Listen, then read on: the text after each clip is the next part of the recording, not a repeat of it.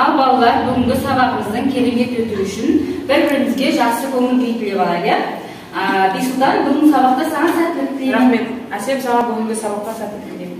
Рахмет. Назима астан ашып болсын. Рахмет.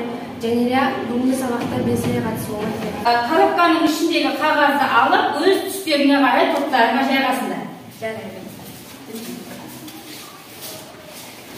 Балалар, бүгінгі сабағымыз біздің отбасының қоғамдағы маңызы. Мақсаты сабақтың отбасының қоғамдағы маңызын бағалау. Олай болса, балалар, бүгін жаңа сабақты бастамас бұрын үй жұмысын қорытындылайық. Үй жұмысын тест арқылы қорытындылап көрейік. Мемлекеттік нышандар, елтаңбар, тағдыр, әнұран, ақша, адамдар немесе адамдар жиынтығы дейді. Ту, елтаңбар. Жарайды, жақсы. Қоғамды құрайтын әлеуметтік тұрғын жеріне қарай бөлінеді. Ауылдық және қалалық, үлкен және кіші, жастар, әйелдер немесе ерлер. Ауылдық және қалалық. Жарайды, жақсы. Топтың сөздеріне құрайтын сандық мөлшеріне қарай бөлінеді. Топтың өздерін құрайтын сандық мөлшеріне қарай бөлінетін адамдар. Микро және макро. Иә, макро және микро топтар екен, жақсы. Мемлекет қай топқа жатады екен соның ішіндегі?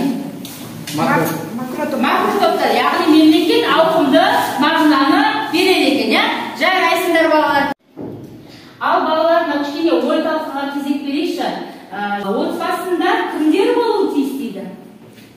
Толық отбасы болу үшін отбасында кімдер болуы тиіс? Ата-анасы, әкесі, анасы және балалары. Жарайды. Қазақстан Республикасының заңдары бойынша әйел мен ердің құқығы тең болғаннан кейін бізде балалардың да құқығы тең екен. Атасын да, анасын да балаға тәрбие берудегі құқығы бірдей екен, Бала құқығы туралы балалар білеміз, соны жалпылама қорытындылау үшін сендерге жаңа слайдқа қосқан едім. Отбасында баланы тәрбиелеудегі құқығы ата-ананың.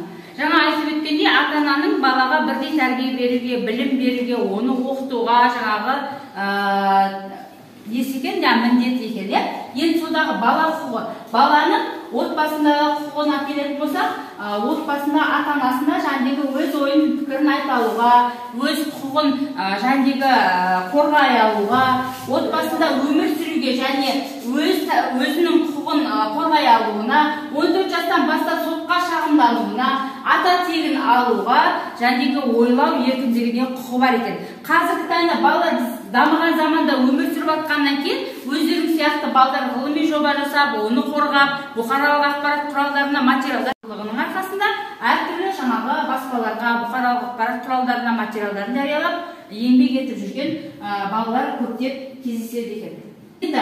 Ата-ананың құқығы мен міндеті.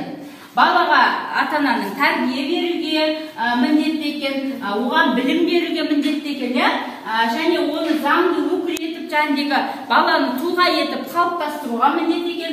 Сонымен қатар білім алуына кез келген қиындық бола қалған жағдайда мәселесін шешіп беруге. Сонымен қатар бала 14 жасқа толғанға дейін баланың бүкіл жауапкершілігі ата-ананың мойнында екен. Ал 14 жастан кейін 18 жасқа дейін бала өз ойын айта алуға жәндегідей кішкене заң өкілдерінде құқығы болады екен. Отбасының тәрбие көзіне келер болса, кішкене мынау отбасына байланысты салт дәстүр, ырым-тыйымдар немесе мақал мәтелдер туралы өз ойларымды қосып өтіңдерші жүрген. Кім не біледі? Ырымдар тыйымдарға қызды қырық үйден тыю, әке көрген оқу жаңа, шеше көрген туын пішер. Жарайды, жақсы. Тағылмайды. Айталым. Атаңа ауыр жүк айтпа, анаңа ауыр сөз айтпа. Салт дәстүрлер, олар қыз ұзату, баланы басқа үйіне қондыру. Қызды ұзату, немесе бесік той, немесе сүндет түсініктендер ғой. Өз ойларымен балалар ата-ананың міндеті мен құқығы және баланың міндеті мен құқығы жайында шағын өздерінің топтарымен бірлесе отырып постер қорғақшы.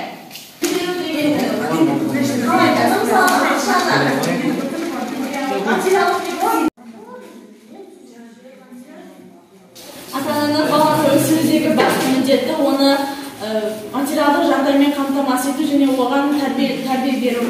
Баланың құқығы толыққанды білім алу және ата-ананың берген жақсы тәрбиесін өзіне жақсы қабылдау және үлкендерді сыйлап ортаға дұрыс бейімделу және өз құқықтарын толыққанды білу.